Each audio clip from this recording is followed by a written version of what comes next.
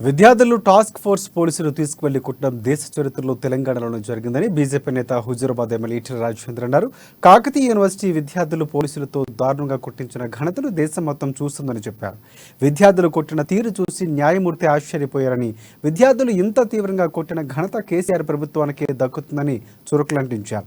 కేసీఆర్ ప్రభుత్వం వల్ల తెలంగాణ రైతులు ఎగవేతదారులుగా మిగిలారని మండిపడ్డారు. రుణమాఫీ కింద కట్టింది కేవలం 12,000 కోట్ల రూపాయలు మాత్రమే అన్నారు.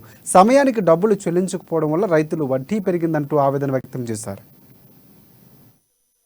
ఏ సమస్య వచ్చినప్పటికీ కూడా వైస్ ఛాన్సలర్ గారు, డీన్ గారు, డిపార్ట్మెంట్ హెడ్స్ విద్యార్థితోటి మాట్లాడుకొని సాల్వ్ చేసుకున్నటువంటి కల్చర్ విశ్వవిద్యాలయంలో అనాదిగా ఉంది. విద్యార్థులకు కోపం వచ్చిన, అప్పుడప్పుడు అధ్యాపకులకు కోపం చేసిన, పరస్పర అవగాహనతో ముందుకు పోయేది తప్ప ఎక్కడ కూడా నిలబడి కొట్టండి, వీళ్ళను కేసులు పెట్టండి అని చెప్పినటువంటి సంఘటనలు ఎక్కడ లేవు. కానీ కాకతీయ విశ్వవిద్యాలయంలో వైస్ ఛాన్సలర్ రమేష్ గారు ఆ విద్యార్థుల పట్ల వివరించిన తీరు, కొట్టించిన పద్ధతి ఇవాళ యావత్ విద్యార్థి లోకమంతా కూడా కన్నెర చేస్తా ఉంది.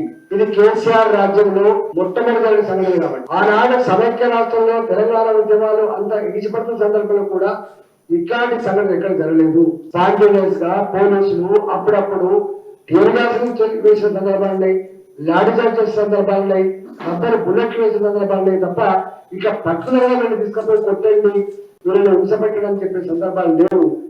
ఆ ఘనత ఇవాళ కేసీఆర్ రాజ్యంలో వైస్ ఛాన్సలర్ రమేష్ గారికి దక్కింది. నేను ఖండిస్తా ఉన్నాం. తప్పకుండా దీని మీద విద్యార్థులు